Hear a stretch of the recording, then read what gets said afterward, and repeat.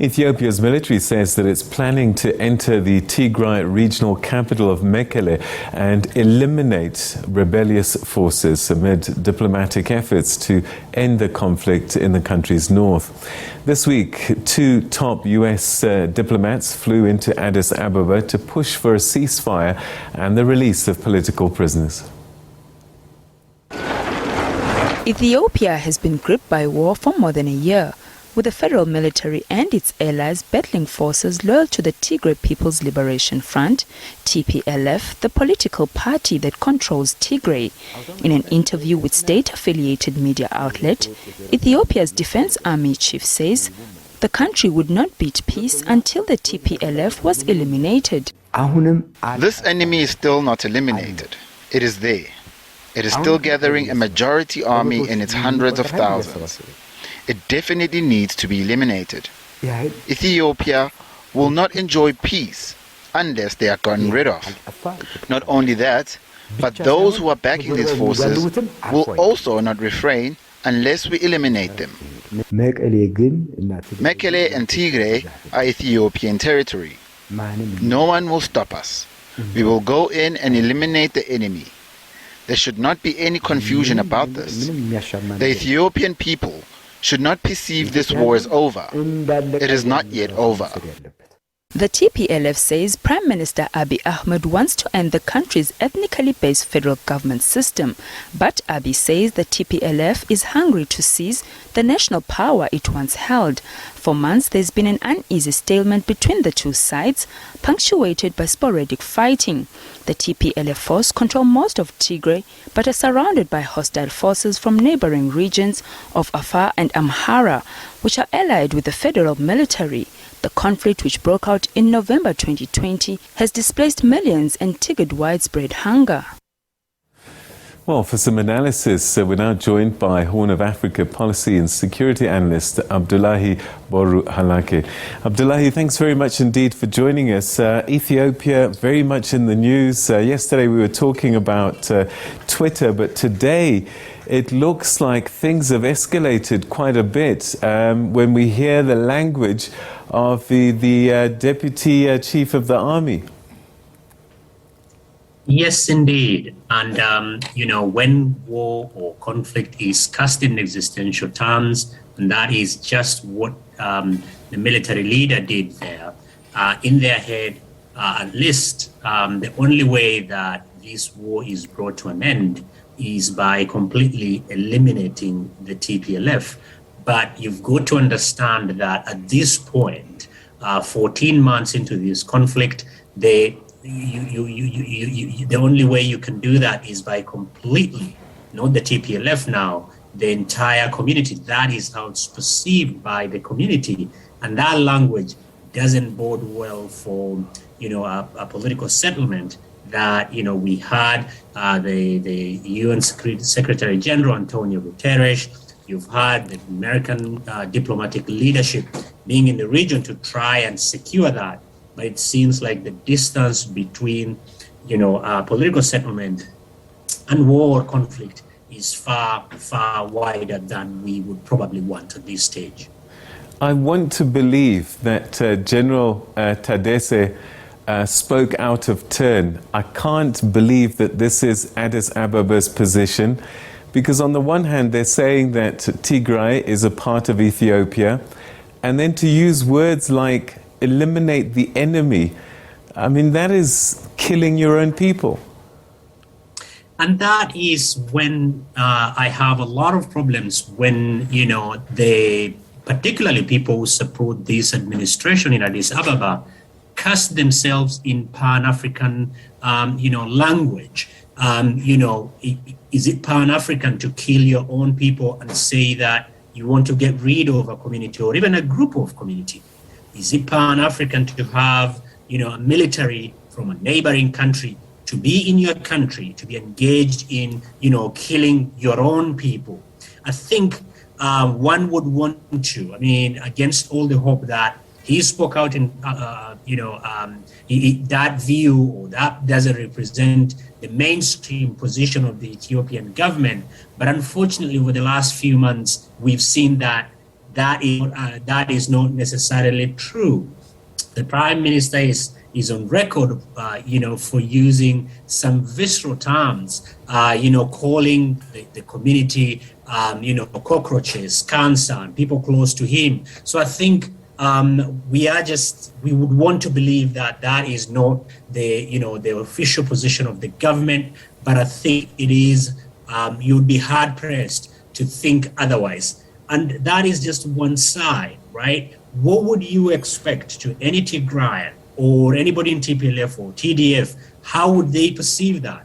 Insisting that Tigray is part of Ethiopia, it's good and fine. I don't think even the TDF, much as sometimes they use the same rhetoric of trying to say we want to break away from Ethiopia, I don't think they would want to be nestled between Eritrea on one side, with which they have problems, and Ethiopia, if the breakup comes up, because the constitutional threshold, the Article 39, when you invoke that, the threshold is fairly high. I don't think they will be able to get that short of, having a military victory or battlefield. So I don't think they would want to be sandwiched between these two countries, but they would use that as a rhetoric, as a beginning position. But it just tells, again, Peter, we've spoken about this. Whenever I come on your show, I always insist that there is a window, because I want to believe that this conflict can and should be resolved.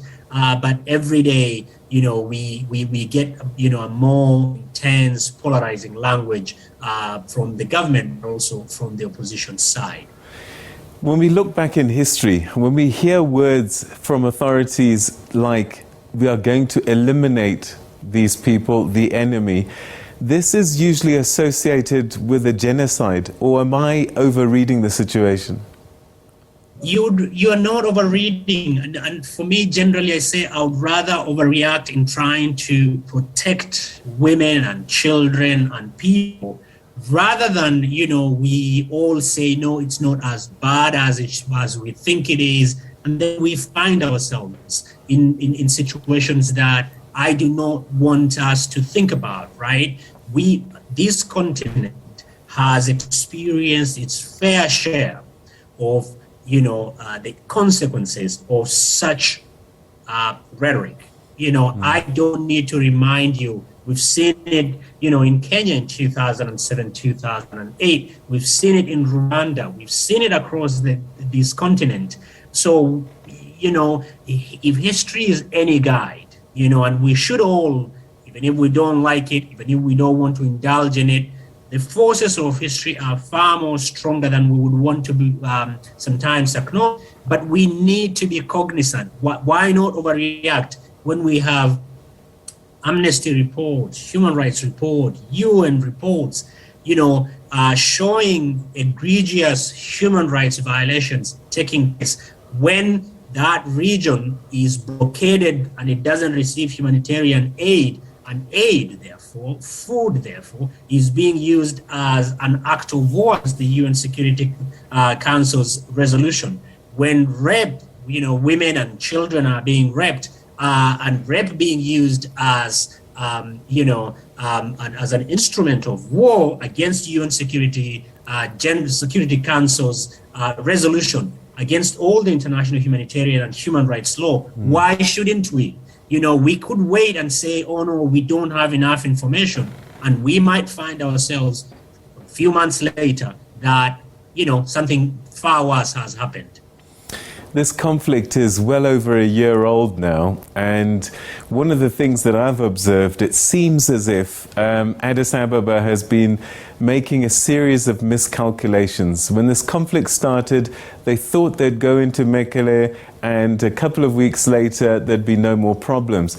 It's a year and a bit now, and I just wonder if this latest stance is another miscalculation, because to think that the hearts and minds of people will just fall by the side surely is not really understanding what's happening in the north.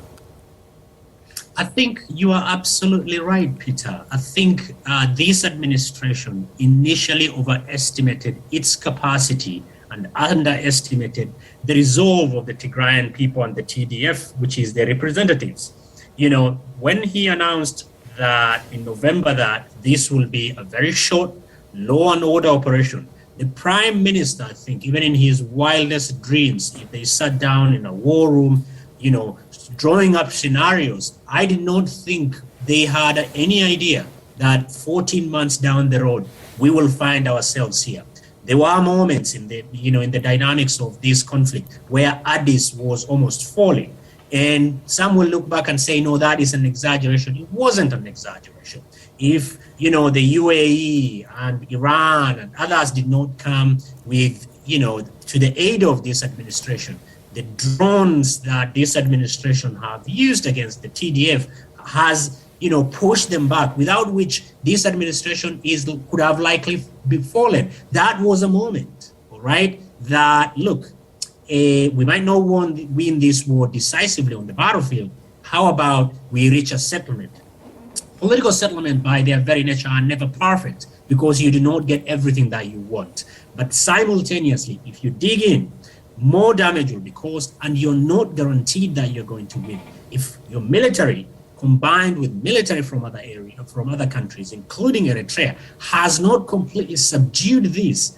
I mean, the history of counterinsurgency is littered with military might being defeated by, a smaller group. Afghanistan is a good example. 20 years of the United States staying there, trillions of dollar blood and treasure that was spent, and they did not subdue that group. So I think the forces of history could teach us a great deal, and for sanity to prevail, for this conflict to be stopped, and for a political settlement to be reached, at least for people to stop suffering.